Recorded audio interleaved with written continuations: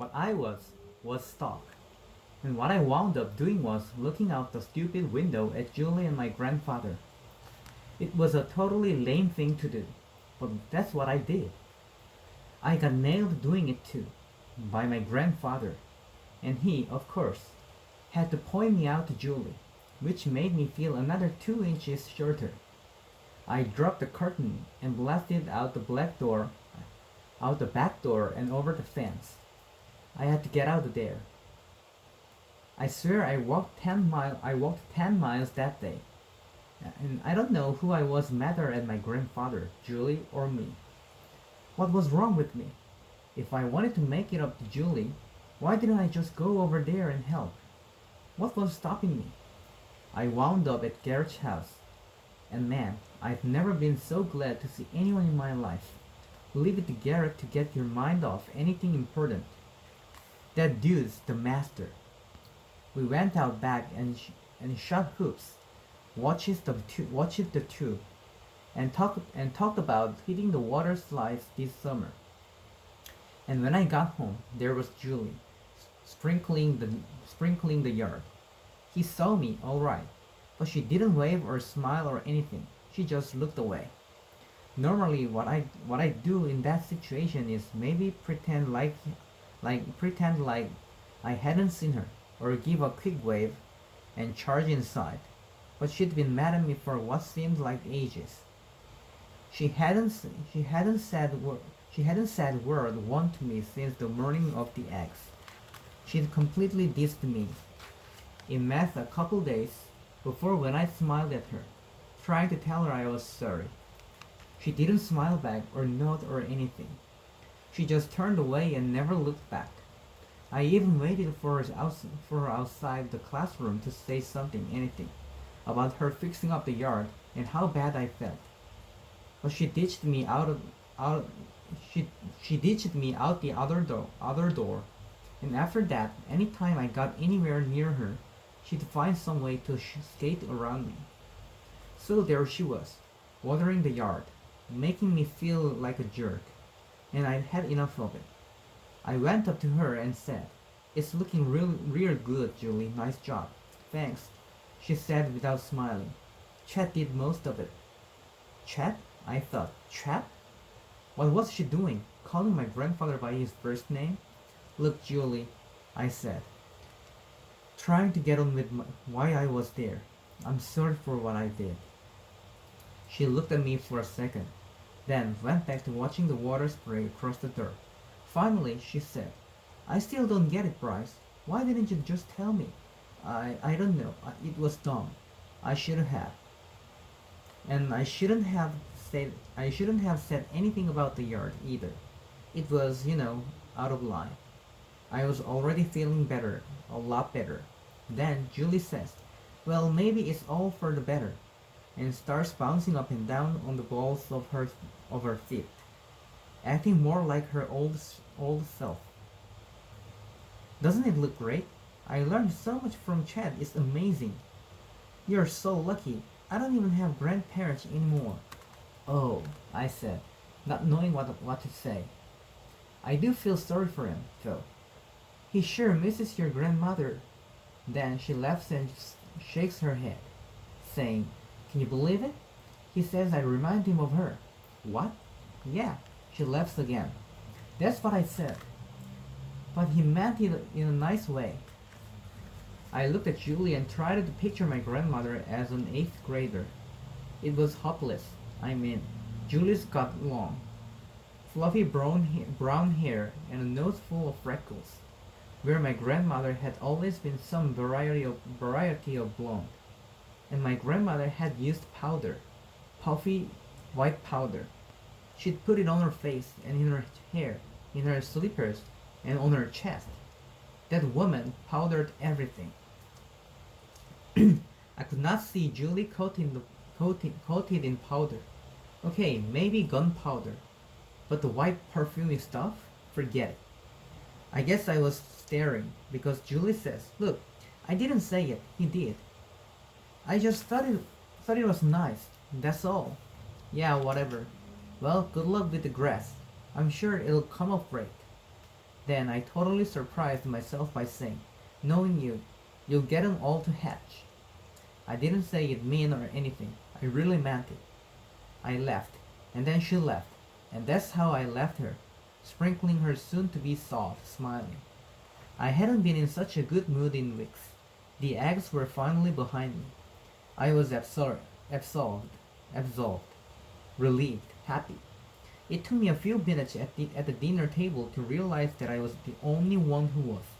Lunetta had on her usual pout. So that wasn't it.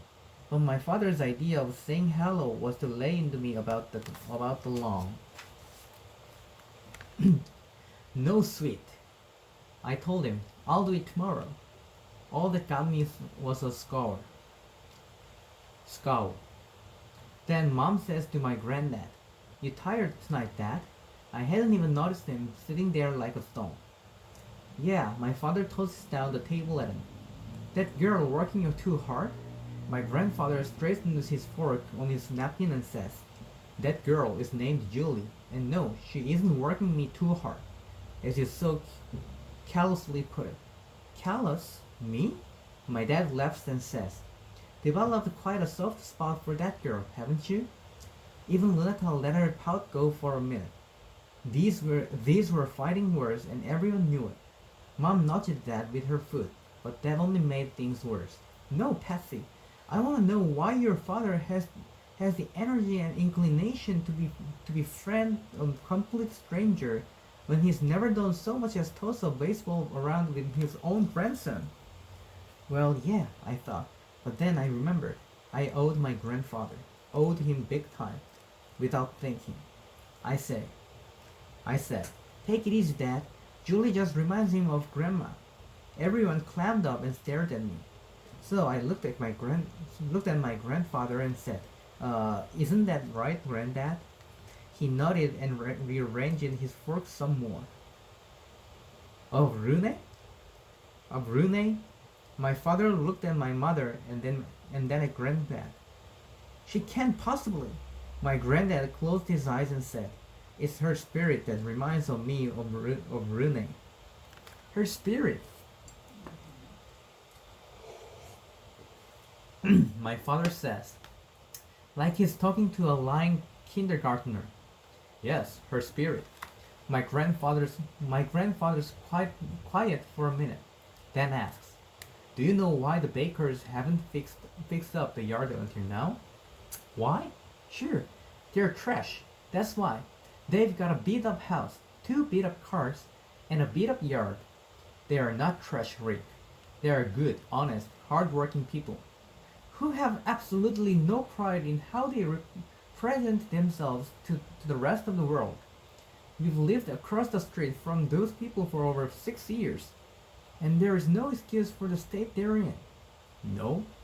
My grandfather takes a deep breath and seems to weigh things in his mind for a few seconds. Then he says, "Tell me this, Rick. If you had a brother or sister or a child who had a severe mental or physical handicap, what would you do?" It was like my granddad had passed gas in church. My father's face pinched. His head shook, and finally he said, "Chet, what does that have to do with anything?" My grandfather looks at him for a minute, then quietly says, "Julie's father has a retarded brother, and—" My father interrupts him with a laugh. "Well, that explains a lot, doesn't it?" "Explains a lot?" My grandfather asks, quietly, calmly. "Sure, it explains why those people are the way they are." He grins around the table at us. "Must run in the family." Everyone looks at him. Lunetta's jaw drops, and for once she's speechless. My mother says, "Rick," but all my father can do is laugh a nervous kind of laugh and say, "It was just a joke. I mean, obviously something's wrong with those people. Oh, excuse me, Chet, I forgot. The girl reminds you of Brune." "Rick," my mother says again, only this time she's mad. "Oh, Patsy, please, your father's being overly dramatic, trying to make me feel bad for criticizing our neighbors because there's a retarded relative someplace." Other people have family troubles and still manage to mow their lawn. They should have a little pride in ownership, for crying out loud. My grandfather's cheeks are seriously flushed, but his voice is rock steady as he says, They don't own that house. They don't own that house, right? The landlord is supposed to maintain the premises, premises, but he doesn't. And since Julie's father is for his brother, all their reserves to go or all their reserves to go, all their reserves go to his care, and obviously it doesn't come cheap. Very quietly, my mom asks, "Don't don't they have don't they have government facilities for that kind of thing?" I don't know the details, Patsy. Maybe there are no government facilities nearby. Maybe they thought a private facility was a better place for him to be. Still, my dad says, there are government facilities available. And if they don't want to go that route, that's their choice. It's not our fault their family has some sort of chromosomal abnormality. And I refuse to feel guilty for wanting. My grandfather slams his hand on the table and half stands as he says, It has nothing to do with chromosomes, Rick. It was caused by a lack of oxygen at birth.